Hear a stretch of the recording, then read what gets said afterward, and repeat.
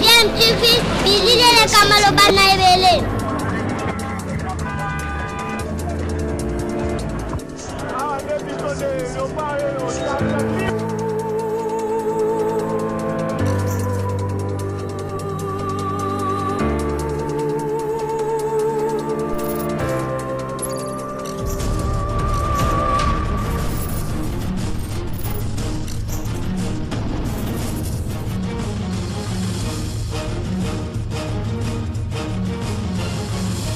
DMTV toujours en avant.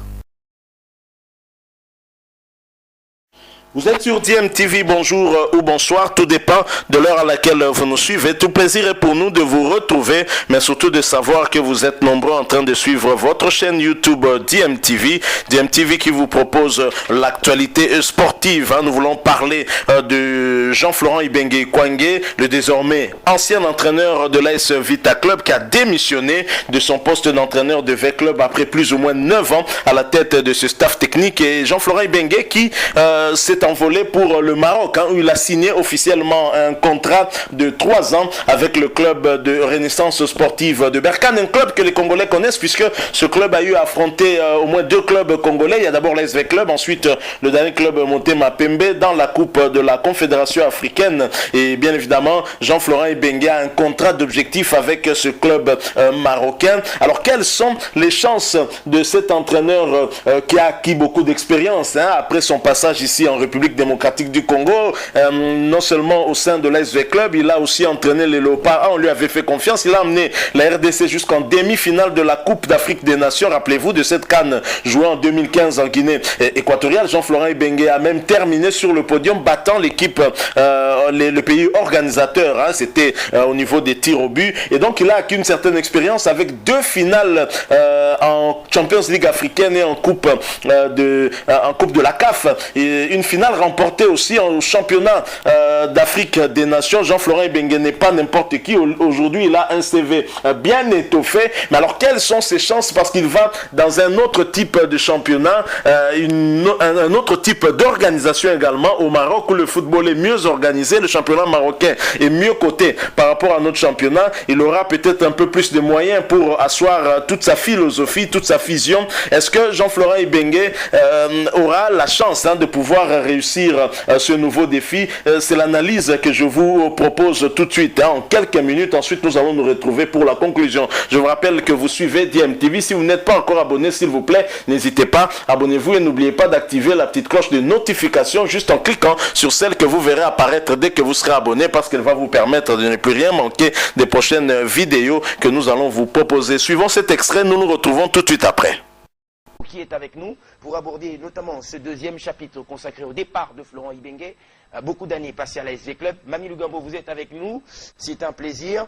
Soyez les bienvenus. Comment ça va? Merci David Dalla. C'est un plaisir de retrouver la grande équipe rédactionnelle de Sport Décryptage, également tous les nombreux téléspectateurs au rendez-vous de ces cultes. Mamie Lugambo, depuis Kolwezi, d'abord le départ de Florent Ibenge a été annoncé, Patrick Lopika, par la présidente suspendue, parce qu'on sait qu'il y a les correspondances de la fédération pour l'instant. L'officiel, c'est le vice-président, mais qui a quand même annoncé, c'est normal pour l'instant, sur Twitter, annoncé le départ de Florent Ibenge, qui a quand même remercié aussi le travail accompli, tout en bénissant Florent Ibenge pour son nouveau chapitre.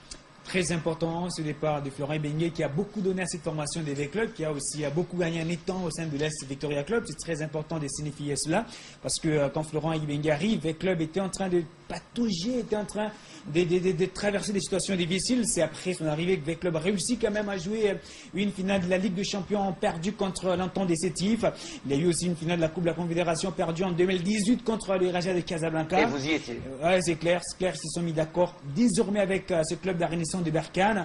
Un contrat de 3 saisons pour Florent Ibenge avec la mission principale de relancer cette formation parce que l'équipe de Renaissance de Berkane a passé une saison cataclysmique. L'équipe ne va pas jouer la prochaine compétition, que ce soit la Coupe de la Confédération en Ligue des Champions. Ce sera une compétition, simplement des compétitions nationales, Botola League, encore la Coupe d'Arabe. Et pour l'instant, la mission de Florent Ibenge, c'est de changer parce que Berkane a au moins 15 joueurs dont la moyenne d'âge est de 30, 31, 34 ans, et parmi lesquels on retrouve Alain Sibiri Traoré, aujourd'hui qui a 32 ans. Florent Ibenge arrive, il a les clés de cette voiture, ce sera lui de tracer le projet du club, ce sera lui de recruter pour avoir des bons joueurs, définir en fait la philosophie de cette formation pour chercher le titre et une compétition africaine. Je suis déjà en train de frotter les mains. Finalement, les Congolais partiront au Maroc et ensuite...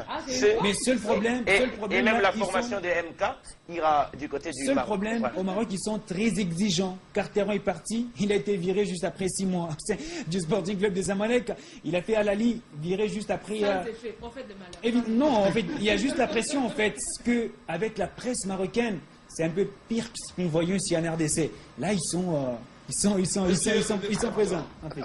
Un instant, Jean-Pierre Kadima, depuis, allez, on va voir avec ce tableau de bord, arrivé depuis 2014 au club, départ 2021, près de 8 ans sous le goût d'inachevé. On sait que Florent attendait quand même un titre. On va avoir le temps d'interroger Jean-Pierre Kadima là-dessus. Allez, pour écouter d'abord Florent Ibenge qui s'est exprimé devant le drapeau du Maroc, mais aussi le drapeau de la Renaissance sportive Berkane. Il a eu le temps de le signifier pour dire ce qui se trouve derrière moi, c'est ce qui est maintenant devant moi. Allez, on l'écoute. Cher mes clubiens, voilà, me voici aujourd'hui, vous voyez le drapeau derrière, au Maroc. Je viens de signer à Berkane. Donc une nouvelle vie pour moi qui commence, et avec et toujours une pointe de tristesse, mais aussi de la joie d'embrasser une nouvelle carrière, donc une nouvelle vie. Je vous laisse en bonne position pour jouer à nouveau une Coupe d'Afrique.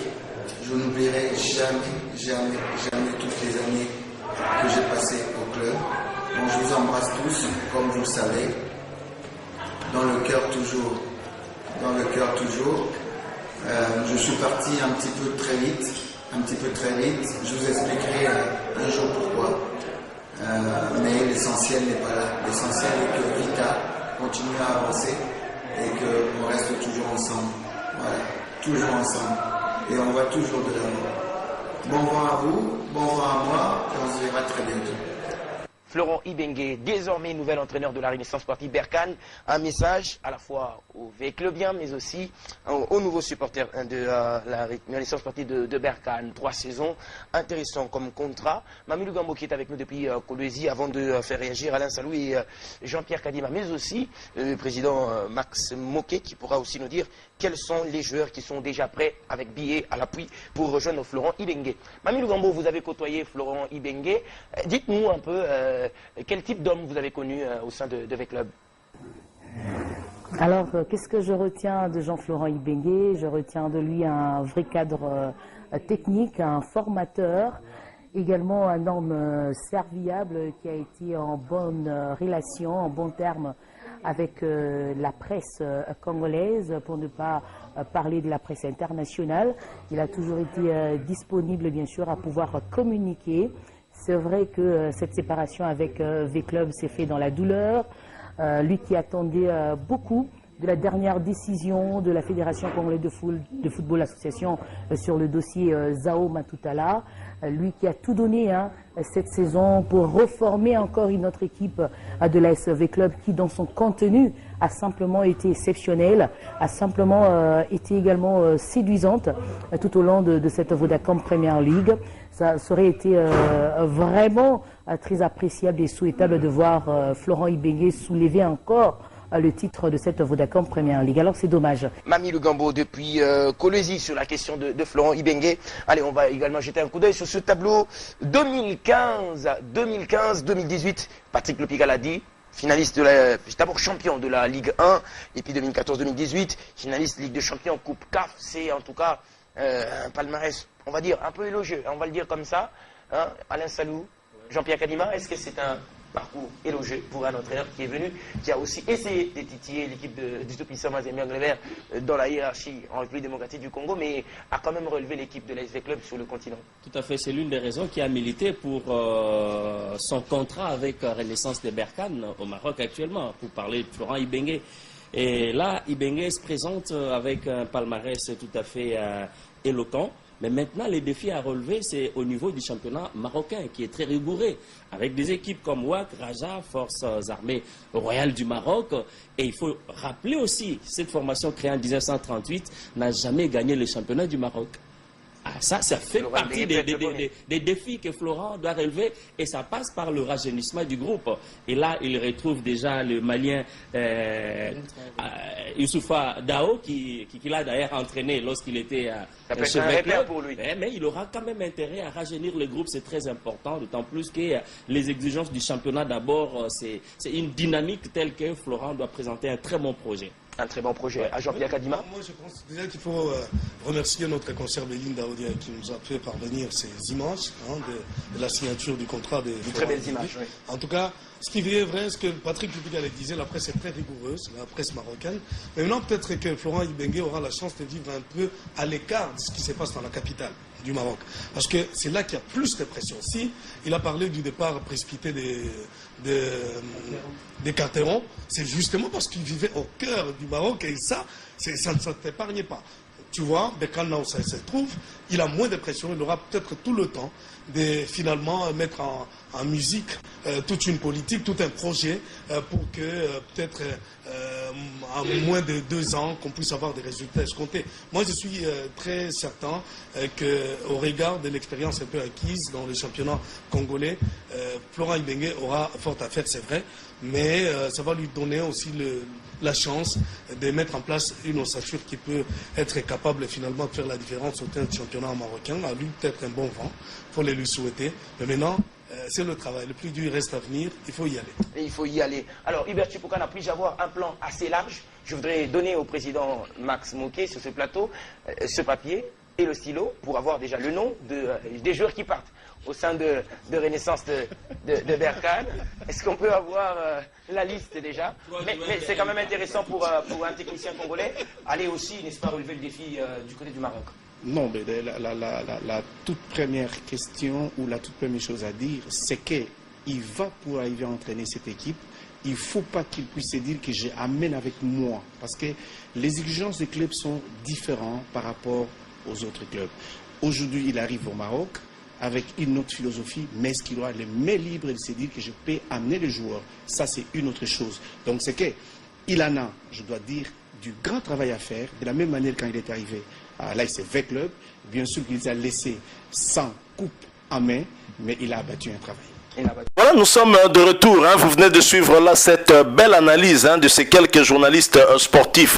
Et donc je crois que Jean-Florent Ibenge a un défi. Et il faut dire, si le coaching ou le football au niveau du Maroc est beaucoup plus développé qu'ici en République démocratique du Congo, c'est beaucoup plus professionnel. C'est dire aussi qu'il y a nettement aussi beaucoup d'exigences de ce côté-là. L'exigence aussi des résultats, parce qu'on sait qu'on sort des moyens. Vous allez recruter certainement des joueurs au profil souhaité, et donc à vous aussi de montrer par votre expertise que vous êtes à même de permettre à ce club d'atteindre ses objectifs. Le contrat de Florent Ibenge est aussi un contrat d'objectif. On a ouï dire que son salaire avoisinerait les $15 000 mensuels et son bail est de 3 saisons. Alors Jean-Florent Ibenge serait-il sur les traces de l'entraîneur sud-africain de Al-Ali d'Égypte qui est en train d'abattre une très belle opération en tout cas avec ce club égyptien qui a atteint une fois de plus la finale de la Champions League africaine. Lui l'équipe qui a déjà ce titre là et qui pourrait en tout cas doubler pour cette saison également. L'entraîneur Pitso Mosimane qui abat en tout cas un excellent travail avec Al-Ali. Mais c'est vrai qu'avant Al-Ali aussi, Pitso Mosimane n'avait pas une expérience, on va dire, peut-être en dehors de l'Afrique du Sud, en dehors du pays. Évidemment, expérience en tant qu'entraîneur. Il a entraîné l'équipe nationale d'Afrique du Sud et certains clubs en Afrique du Sud. Alors au niveau de Al-Ali, il est en train d'abattre un travail de titan. Pete Mosimane, l'entraîneur sud-africain de Al Ahly, qui est en train d'abattre un très grand travail au niveau de Al Ahly. Il pourrait, pourquoi pas, inspirer Jean-Florent Ibenge Kwangé. D'ailleurs, les deux entraîneurs s'étaient affrontés lors de la Champions League cette saison avec la suprématie de Al Ahly ici à Kinshasa. Alors donc, Jean-Florent Ibenge pourrait se servir aussi, pourquoi pas, de son expérience. Lui qui n'avait pas entraîné une équipe en dehors de l'Afrique du Sud avant Al Ahly, et Jean-Florent Ibenge qui a eu à avoir une petite expérience du côté de la Chine, où d'ailleurs le général Gabriel Kumba Amisidi Tangofor l'avait découvert. Et bien évidemment, il est arrivé à l'ASV Club. C'est à l'ASV Club qu'il a en tout cas acquis une très très grande expérience. Alors donc, tout ce que nous pouvons souhaiter à Jean-Florent Ibenge, c'est un peu plus de rigueur, une bonne chance du côté du Maroc. C'est vrai que les objectifs sont grands. Je pense que les moyens mis à sa disposition le sont aussi. Et c'est à lui maintenant de prouver de quoi il est capable. Et il en est capable. Nous en sommes en tout cas certains. Et c'est une fierté pour la République démocratique du Congo. Si la RDC a vu certains de ses entraîneurs s'expatrier, aller au Gabon, mais en voir un du côté du Maghreb, je pense que ça doit être pour la toute première fois. C'est donc une fierté pour nous. Merci beaucoup à vous qui nous avez suivis. Nous espérons que cette analyse vous aura plu. Si c'est le cas, laissez-nous un maximum de j'aime. Likez donc cette vidéo. Merci de partager avec nous aussi votre point de vue en nous le laissant à travers un commentaire. Et n'oubliez pas, s'il vous plaît, vous êtes nouveau sur cette chaîne ou ancien mais que vous ne vous êtes pas encore abonné, abonnez-vous et n'oubliez pas d'activer la petite cloche de notification juste en cliquant sur celle que vous verrez apparaître dès que vous serez abonné, parce qu'elle vous permettra de ne plus rien manquer des prochaines vidéos que nous allons vous proposer. Encore une fois, merci à vous. Nous espérons vous retrouver très bientôt avec un autre sujet d'actualité. En attendant, portez-vous bien et DMTV vous dit au revoir.